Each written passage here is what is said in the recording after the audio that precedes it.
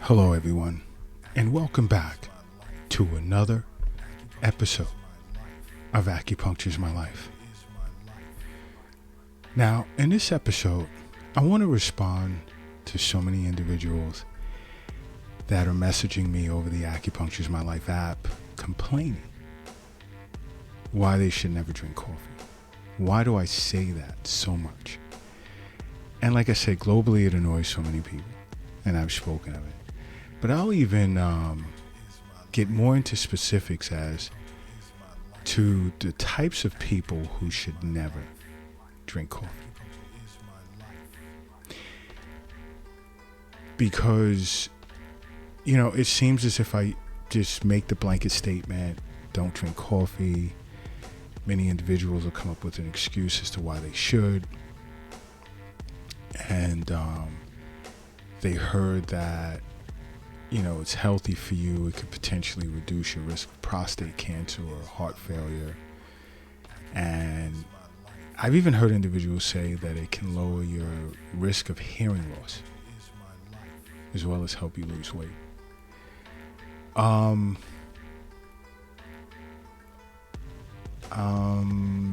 Yeah. Okay. I'm not going to contest it. I'm not going to support it. Okay. I'm not going to do either one. I'll just be a bit more specific in this podcast to say there's certain types of people who should just never touch coffee. One is individuals with IBS. Why? Because if you have irritable bowel syndrome, you're already going to the bathroom a lot. And the caffeine is going to increase bowel movement, leading to potentially diarrhea. And that's not a good thing. So if you suffer from IBS, one, see an acupuncturist. Two, stay away from coffee. How about that? Another is individuals with glaucoma. All right. If you suffer from a glaucoma, you don't want to drink coffee. Because those that suffer from it, studies have shown that the intraocular pressure tends to increase when drinking coffee. And it's not good. So you want to avoid coffee. So if you suffer from glaucoma, one, see an acupuncturist. Two, stop drinking coffee. Another is individuals with overactive bladder.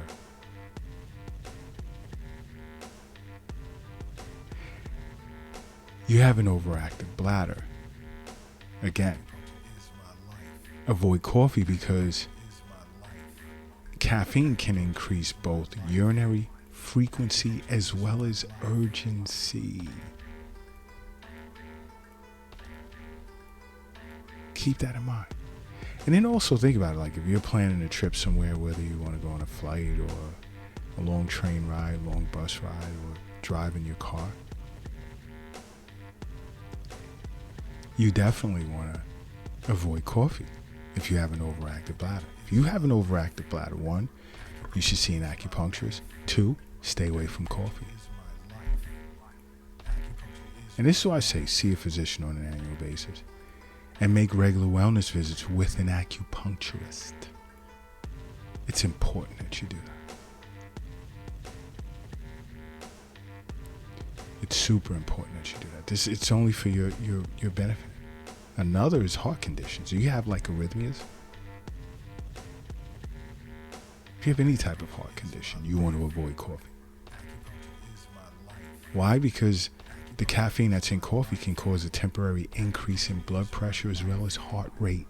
You don't want to do that if you already suffer from a heart condition.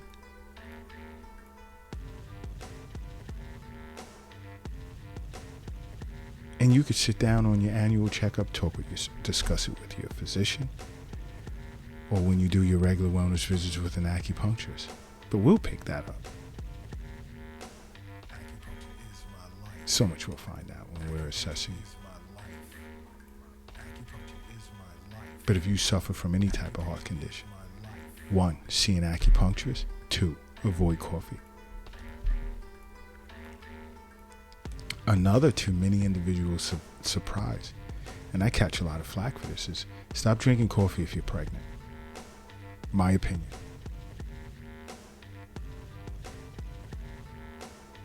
Okay? Just stay away from it. I've had pregnant women say to me, well, I only drink 1 cup a day. You want to minimize the risk of miscarriage, premature labor, or even a low birth rate. Stay away from coffee. Just stay away. I know you'll read in different places 1 or 2 cups is all right. Don't go over 2. Just ingesting it, you're adding that risk. Why do that? Stay away from it.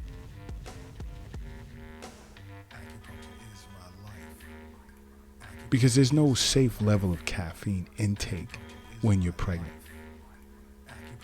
There isn't. And that's my professional opinion. And I have OBGYNs in my network, in the Acupuncture's My Life network. And we've discussed this as a group. 1, if you're pregnant, 1, see an acupuncturist. 2, stop drinking coffee. Especially if you're breastfeeding. Because caffeine tends to be a stimulant, both a stimulant and a diuretic.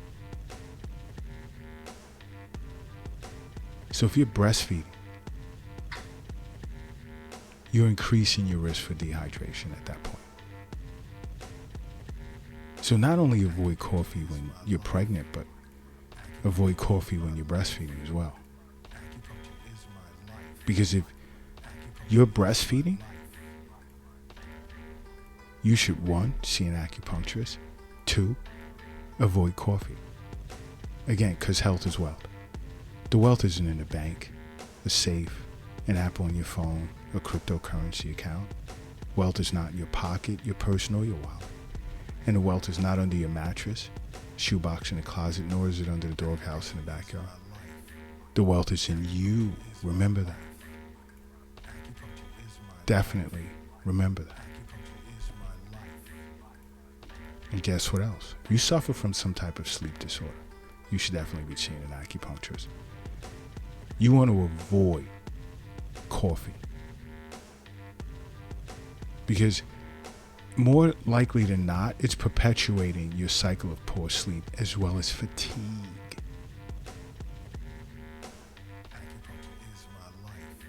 And I've heard individuals say, well, I try to avoid caffeine or coffee at least 6 hours before bedtime. Just avoid it. Period.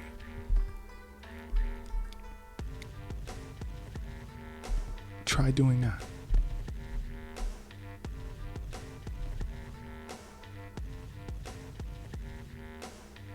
Try doing that, okay?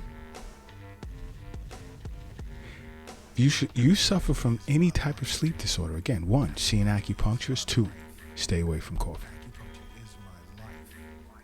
If you suffer from high levels of anxiety and you're prone to panic attacks, again, caffeine in coffee is a stimulant. It can worsen your anxiety. So if you regularly experience anxiety or panic attacks, stay away from coffee. If you have issues with anxieties, you should 1, see an acupuncturist. 2, stay away from coffee. Okay? Keep that in mind.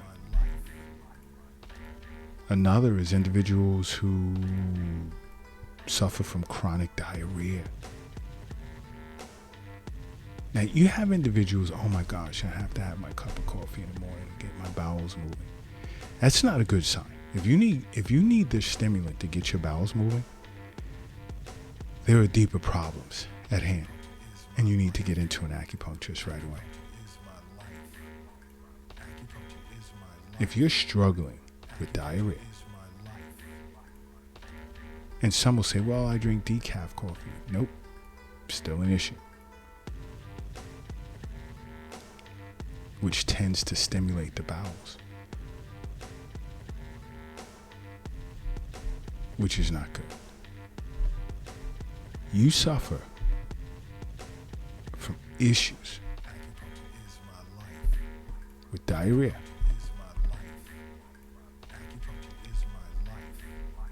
Avoid coffee.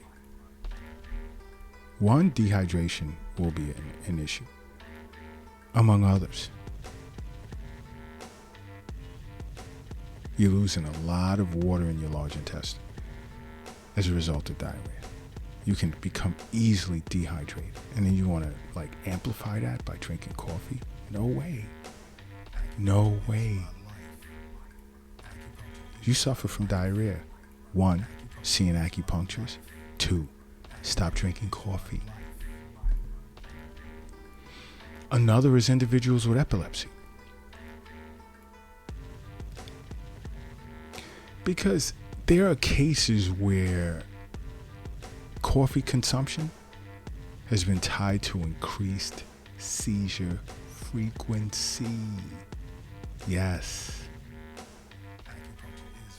You suffer from, if you have epilepsy, for one, you should be seeing your neurologist. And speak to your neurologist about drinking coffee and suffering from this disorder.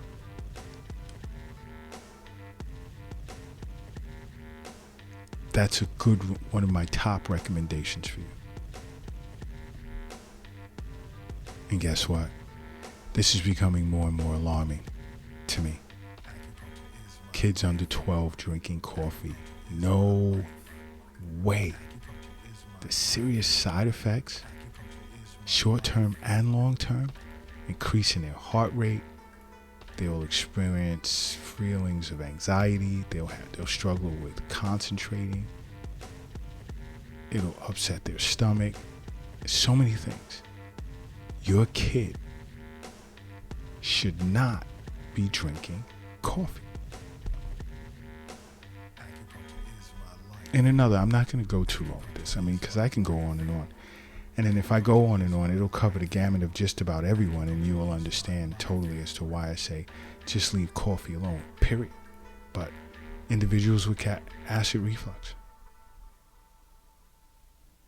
Because caffeine in coffee tends to loosen a person's lower esophageal sphincter. And that's that valve between the esophagus and stomach. And as it weakens, it could cause stomach acid and its contents to come up in the esophagus. And there you go, you have that heartburn that you hate, and you won't be able to sleep. You'll be in so much pain. And of course I get those, oh my gosh, I'm switching to decaf. No, why don't you switch to herbal teas and room temperature water? That's my recommendation. See an acupuncturist.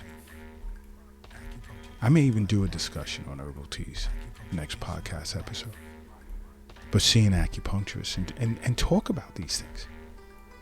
Herbal teas is different types of herbal teas based on your constitutional makeup. That's great for you, that you don't even know about. Why do you think when so many individuals begin seeing an acupuncturist, they can't stop smiling, they're just always in a great mood? Why? There's a reason for that. There really, really, really is a reason for that.